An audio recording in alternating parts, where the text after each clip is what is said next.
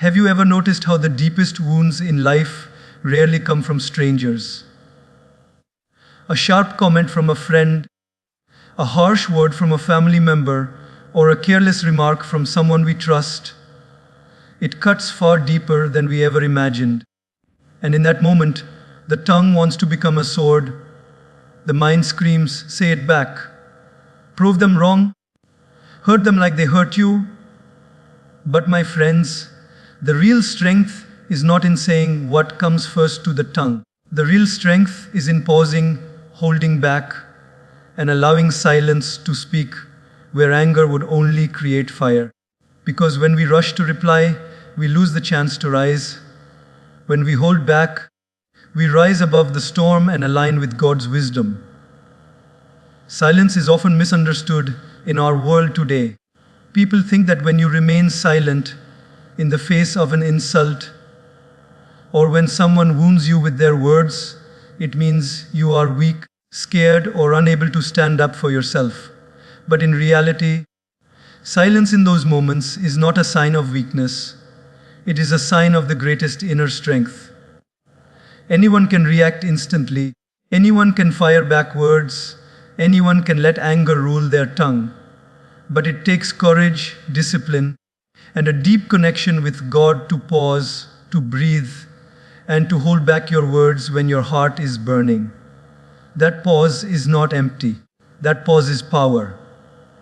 That pause is where you allow your higher self to take control instead of your wounded ego. Think about fire.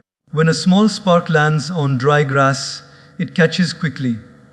If you throw more fire into it, it becomes uncontrollable and destroys everything around it.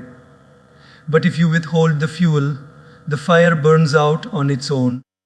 In the same way, when people throw their hurtful words at you, if you instantly respond with more fire, the situation grows, the wound deepens, and the peace in your heart burns away. But if you remain silent, if you refuse to add your anger to the fire, the moment passes and the flames die down. That is not weakness, that is wisdom, that is strength. In daily life, we all experience this test. Imagine being in your workplace. You have put in effort, stayed up late, given your best to a project, and suddenly, in front of everyone, your colleague criticizes you unfairly. Your mind instantly prepares a reply. It wants to defend, to prove them wrong, to show everyone the truth. But if you pause, if you remember that dignity does not come from shouting louder, but from standing taller, you realize silence is more powerful than any clever comeback. Later, when the heat of the moment has faded, people will remember not what was said, but how you carried yourself. They will remember your calmness, your grace, your ability to hold steady when provoked. It is the same in relationships. The ones closest to us often hurt us most, not because they want to, but because emotions run deep. A family member may say something sharp in anger. A partner may speak words they don't fully mean. A friend may betray your trust with careless remarks. In those moments, the temptation is strong to strike back, to match their words with harsher ones, to let them feel what you felt. But if you choose silence, you give space for healing instead of creating more hurt. You may not realize it at that moment, but that silence can save a relationship from breaking completely. It can save love from being lost forever. Silence also creates respect within yourself. After reacting in anger, have you ever regretted your words? How often do we say things in the heat of the moment that we wish we could take back but cannot? Words, once spoken, cannot be erased. They remain in the hearts of others long after the moment has passed. But silence is different. You will never regret silence that is chosen with wisdom. You may think later, I could have said this, I could have replied with that. But the peace you feel for not lowering yourself to the same level will always outweigh the satisfaction of a temporary comeback. This silence is not an emptiness. It is not passive. It is an active choice guided by God. When you stay silent, you are not suppressing your emotions, you are surrendering them to a higher power. You are saying, I trust that truth does not need my anger to shine. I trust that dignity does not need my harsh words to stand. This trust gives you freedom. Because the truth is, people's opinions, their judgments, their insults, none of these define who you are. Who you are is defined by the strength of your character and your connection with the divine. And when you hold back your words, you are aligning with that divine strength. Even nature teaches us this lesson. The ocean is vast and powerful, yet when stones are thrown into it, it does not react. The waves may ripple, but the ocean remains. Similarly, when words are thrown at you, allow yourself to remain like the ocean, vast, deep, unshaken by small disturbances. The stones sink, the ripples fade, but the ocean continues in its greatness. You too can embody this vastness by refusing to let every insult disturb your peace. My friends, the world has enough noise, enough arguments, enough wars of words. What it lacks is the quiet strength of those who choose silence over shouting, peace over provocation, and dignity over drama. Next time someone wounds you, remember it takes no strength to react, but it takes great strength to hold back.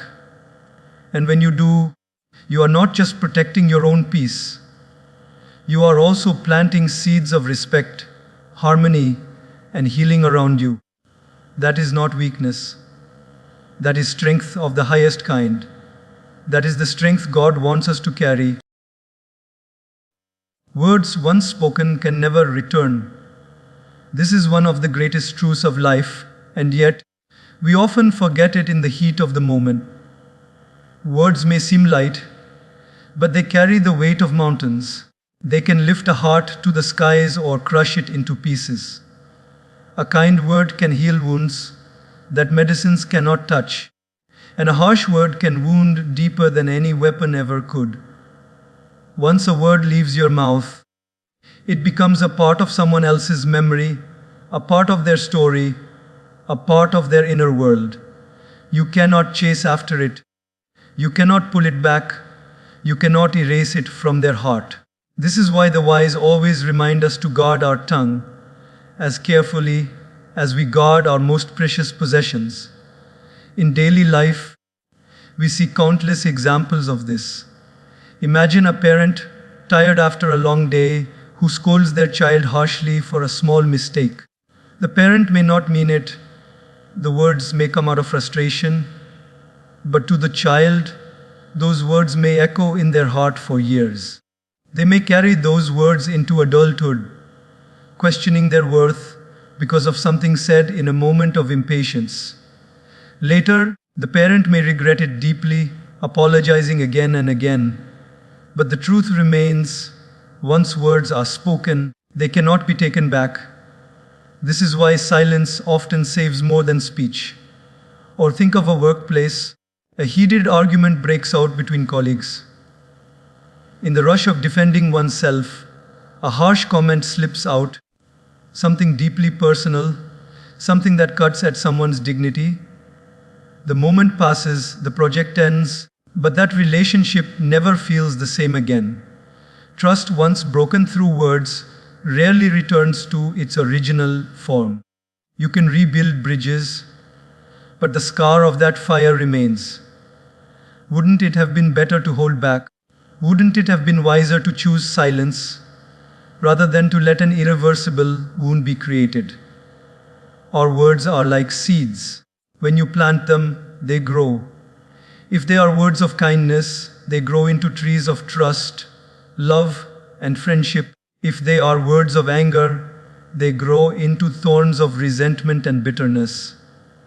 And here is the beauty and danger of it. Just like seeds, words multiply. One kind word can spread into 100 acts of kindness, but one harsh word can spread into years of distance, mistrust, and coldness. This is why sages across time have reminded us that speech is one of the most powerful forces given to a human being. It is a gift from God, and how we use it determines whether we create heaven or hell in our surroundings. Many people think they can simply say sorry after a mistake and it will all be fine.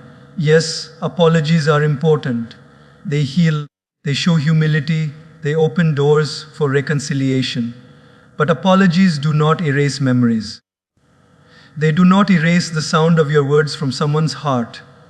Once a sharp arrow leaves the bow, it cannot be recalled mid-air. You can say you didn't mean it, you can regret it later, but the arrow has already struck. Similarly, once words leave your lips, they have already entered the heart of the other. They have already done their work, whether that work is healing or hurting. That is why restraint is so powerful. When you feel anger rising, when you feel the urge to lash out, that is the moment to pause. Count your breaths, sip some water, walk away if you must, but do not let your words escape uncontrolled, because that moment of silence may save you from years of regret. That pause may save a relationship, protect your dignity, and maintain peace in your life. Think about the greatest leaders, the saints, the wise ones we admire. Were they remembered for their quick comebacks and sharp insults? Or were they remembered for their calm words, their thoughtful speech, their ability to inspire instead of destroy? Their greatness did not come from how much they spoke, but from how carefully they chose their words. They understood that their tongue was not a weapon, but a tool of service. They spoke with the awareness that every word carries energy, and that energy either uplifts or tears down. Even in our daily interactions, we can practice this. A simple thank you, a gentle I appreciate you, or a soft I understand can completely transform someone's day. These words may seem small, but they stay in people's hearts. A shopkeeper who hears your gratitude, a colleague who hears your encouragement, a family member who hears your appreciation. They carry those words with them and they shine a little brighter. That is the power of speech when it is used with awareness. And when hurtful words are held back, you do not just protect others, you protect yourself. Because every word spoken in anger leaves a shadow on your own mind too. You carry the guilt, the regret, the heaviness of knowing you could have done better. But when you remain silent, when you hold back the unnecessary, your conscience stays light, your heart stays pure, and your spirit stays aligned with God. So, my friends, let us treat words like treasures, not like weapons. Let us remember that once spoken, they cannot be retrieved. Let us choose them carefully, wisely, lovingly. Because in the end, people may forget what you did, but they will never forget how your words made them feel. God has a mysterious way of shaping us. Sometimes He does not send lessons wrapped in sweetness. Instead, He allows them to arrive through people's behavior. A person's harsh words, someone's betrayal, an unexpected insult. These are not accidents. They are part of the divine classroom of life. Every time someone wounds you with their words, you are being tested. Not by them, but by God. Because in that moment, the question is not, why did they hurt me? The real question is, how will I respond? And the way you respond reveals your spiritual strength. It is easy to sit in meditation when the room is silent. It is easy to speak gently when everyone around you is kind. But true character is revealed when life shakes you. True devotion is revealed when someone tests your patience. And this is why God sometimes allows people to come into our lives who push our buttons, who wound our hearts, who challenge our peace. They are not obstacles, they are mirrors. They show us how much control we truly have over ourselves. They show us whether we live by impulse or by wisdom. Think about daily life. A colleague at work mocks your effort, not because you were wrong, but because of their own insecurity. You feel the sting of unfairness. In that moment, the test has arrived. Will you lower yourself to their level, or will you rise to God's level? A family member may misunderstand you, accuse you of things you never did. The pain is real, the injustice is real, but so is the test. Will you fill the air with words of anger, or will you let your silence reflect your faith? Even in traffic, when someone cuts you off and shouts at you, though it was their mistake, the test is there. God is asking, can you remain calm? Can you choose peace over reaction? What makes these tests sacred is that they are not random. They are placed in your life because your soul needs growth. Just like a blacksmith places iron into the fire to shape it into steel, God places us in heated situations to mold our hearts. Without the fire, iron remains weak. Without tests, we remain unpolished. But with every wound, every insult, every difficult person, we are being refined. If we respond with restraint, if we respond with wisdom, we grow closer to God. Some may ask, but why does God allow people to hurt me? If He loves me, why not protect me? The truth is, He is protecting you, but not in the way you think. He is protecting you from your lower self. He is protecting you from your ego. He is giving you opportunities to rise above what you once thought was possible. Just as a teacher does not pass a student without exams, God does not raise a soul without trials. And often, those trials come through human behavior. Consider how rivers carve valleys. It is not in one day, but drop by drop, current by current, the shape is created. Similarly, every time you are tested by someone's behavior, you are being carved. Your patience grows deeper, your wisdom grows sharper, your compassion grows wider. You may not see the progress in the moment, but years later, when faced with challenges that would once have broken you, you stand unshaken. That is when you realize the purpose of the earlier wounds. Let us also remember that the people who wound us are also God's children. They may be acting out of their pain, their ignorance, their lack of awareness. In a strange way, God uses their weakness to awaken our strength. When we see them not as enemies but as instruments, we shift our perspective. We no longer carry the burden of anger. Instead, we carry the awareness that God is training us through them. That realization transforms bitterness into gratitude, because every person who tests you becomes a hidden teacher. A beautiful example can be seen in relationships. Two people may love each other deeply, yet disagreements arise. Sometimes words are exchanged that should not have been said. The easy path is to retaliate, to return hurt for hurt. But the divine path is to see beyond the words and recognize that God is asking you to practice patience, empathy, and forgiveness. When you pass that test, the bond grows stronger, and so does your spirit. Even in history, the greatest souls were tested most severely by people. Saints were mocked, wise men were insulted, sages were misunderstood. But instead of reacting with bitterness, they saw those insults as opportunities to practice humility, tolerance, and detachment. Their greatness was not because they were never hurt. It was because they were hurt and still chose to respond with grace. They did not see their offenders as enemies, but as channels through which God tested and elevated them. So, the next time someone wounds you with words, pause and remind yourself this is not just their action, it is also God's test. Your response determines your grade in the spiritual exam. Will you fail by reacting, or will you pass by rising? Every insult can be turned into a step higher on your path to God. Every wound can be turned into wisdom. And every test, if passed, leaves you stronger than before. This perspective changes everything. Instead of asking, "Why me?" you begin to say, "Thank you, God, for this chance to grow." Instead of holding resentment toward those who hurt you, you see them as unconscious helpers in your journey. And when that awareness settles in your heart, you carry a peace that no insult can touch.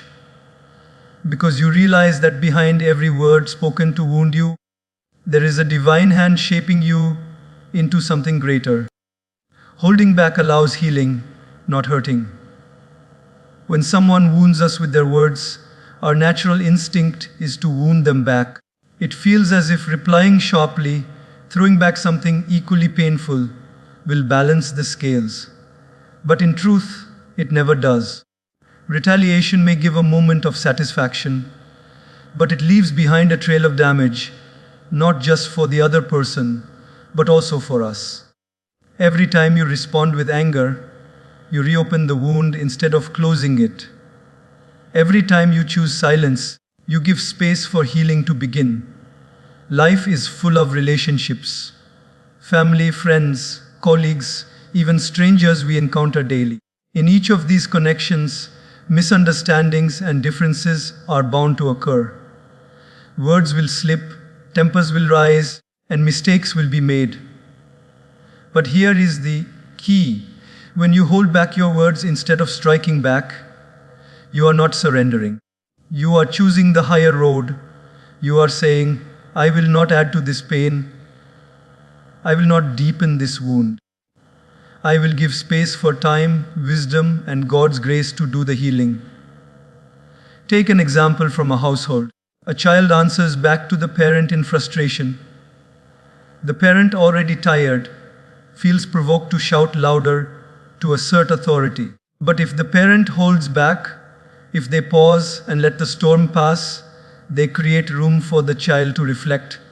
Later, in a calmer moment, the child may even apologize, realizing their mistake.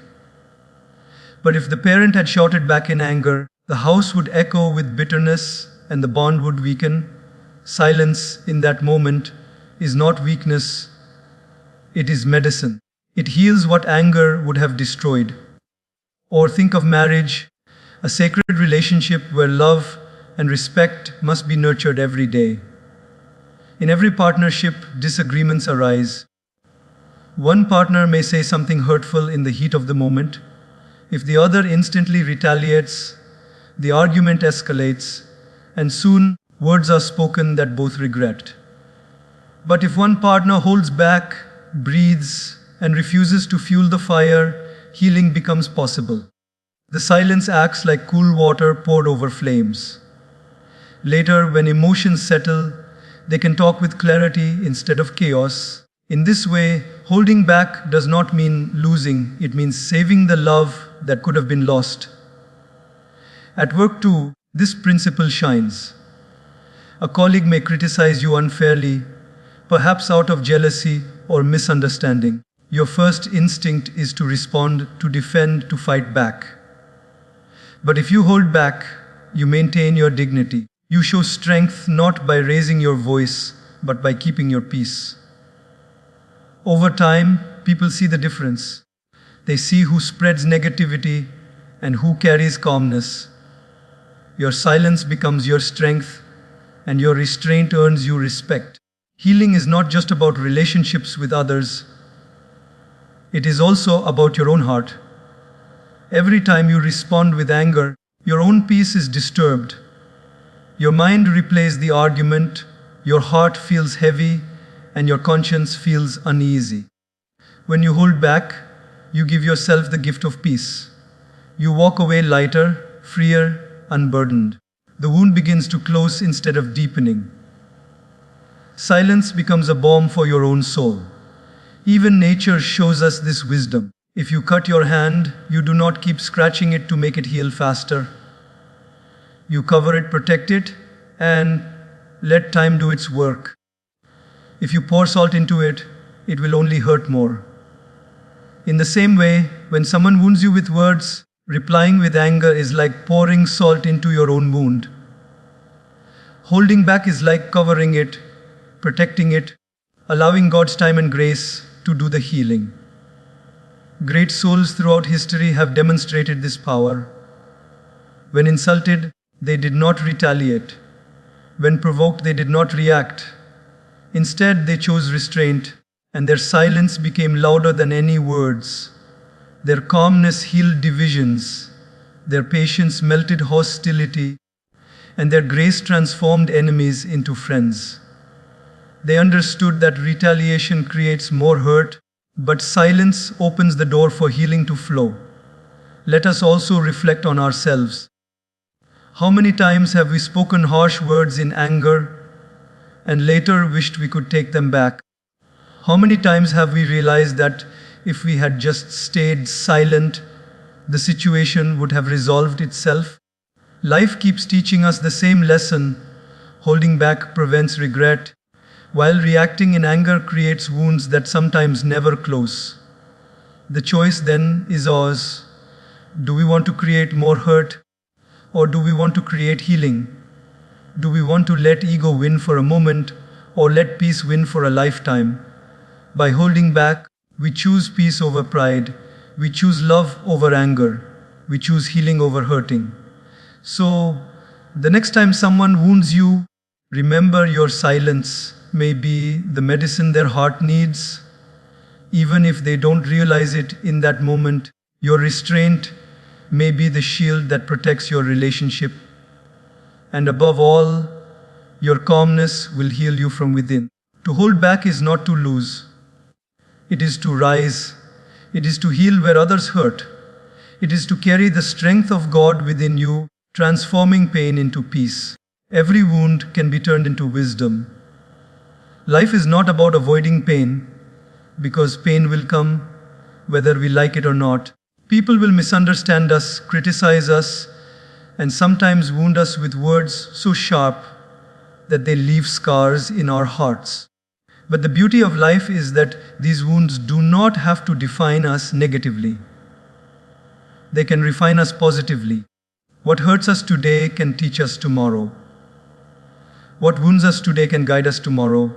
Pain is inevitable, but wisdom is optional, and it is our choice to turn every wound into a teacher. Think about how we learn our greatest lessons. Rarely do they come from comfort. Rarely do they come from everything going right. Our greatest lessons come from the times we were tested, broken, or hurt. A person who has never faced pain may know facts, but a person who has faced wounds carries depth. When you are hurt, you have two paths: to become bitter or to become better. Bitterness keeps the wound open, wisdom closes it, and leaves behind a scar that reminds you of what you learned. Take an example from daily life. Imagine a friend you trusted deeply who spoke behind your back. The wound is real, the betrayal is painful. You could hold on to that hurt, keep it in your heart, and let it poison your view of every friendship you have in the future. Or you could extract wisdom from the wound. You could learn that not everyone deserves full trust. That trust should be given with discernment. You could learn how to recognize sincerity in people more carefully. The wound then becomes your guide. Instead of closing your heart, it sharpens your vision. Or consider a workplace situation. Perhaps your hard work was ignored and someone else received the credit. The wound of being overlooked cuts deep. If you let it, it will turn into bitterness and resentment, draining your energy every day. But if you turn it into wisdom, you may realize that your self-worth cannot depend on recognition alone. You may learn that your peace should not rest on external validation. That wisdom makes you independent, unshaken by applause or silence. The wound teaches you resilience. Even in family life, this principle applies. Words spoken in anger can leave marks that last for years. A child who hears constant criticism may carry wounds of self-doubt. But if that child grows with awareness, they can turn those wounds into wisdom. They may realize the importance of speaking with kindness, the value of encouraging others, the necessity of breaking the cycle of hurt. Their wounds become their strength, their wisdom guiding them to create a better environment for the next generation. Nature also mirrors this truth. When a tree is cut, the wound does not remain empty. Over time, it grows new bark, it heals, and the scar becomes part of its strength. When the earth is cracked by drought, the rains that follow seep deeper into those cracks, nourishing the soil in ways smooth land could not absorb. Likewise, when we are wounded, we can choose to let the scar harden us, or we can let the lessons sink deep, nourishing our spirit with wisdom we never had before. History is full of examples of people who turned their wounds into wisdom. Saints who were insulted learned patience. Leaders who were betrayed learned strategy. Thinkers who were ignored learned perseverance. None of them escaped wounds, but all of them transformed those wounds into stepping stones. Instead of saying, "Why did this happen to me?" they asked, "What is this teaching me?" That simple shift in perspective made all the difference. We can apply the same in our lives. The next time someone wounds you, instead of replaying the hurt over and over, pause and ask, what wisdom is hidden here? Maybe it is teaching you patience. Maybe it is teaching you boundaries. Maybe it is teaching you compassion, because you realize that people who hurt others are often hurting inside themselves. The wound then becomes less of a burden and more of a blessing in disguise. This transformation also gives us freedom. When you turn wounds into wisdom, you stop being a victim of life and start being a student of life. Every insult, every disappointment, every rejection becomes part of your curriculum. And the more you learn, the stronger you grow. Instead of running away from pain, you begin to see it as a messenger. You stop fearing wounds because you know they will not destroy you. They will teach you. The deepest wisdom often comes from the deepest wounds. People who have faced loss understand the value of presence. People who have faced betrayal understand the value of loyalty. People who have faced rejection understand the value of acceptance. This is why the most compassionate souls are often the ones who have suffered the most. Their wounds have softened their hearts, not hardened them. They use their wisdom to lift others instead of adding to their pain. So, my friends, do not waste your wounds. Do not let them be scars you carry with bitterness. Let them be stars that guide your way with wisdom. Life will not stop wounding you, but you can stop letting those wounds weaken you.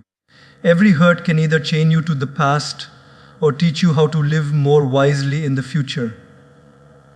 The choice is always yours. When you look back one day, you will realize that the things which hurt you most were also the things that shaped you most. What once felt like a wound will shine in your memory as wisdom. And in that moment, you will thank life and God for not only the joys you received, but also for the pains that polished you. Because every wound, when turned into wisdom, becomes a gift you carry forever.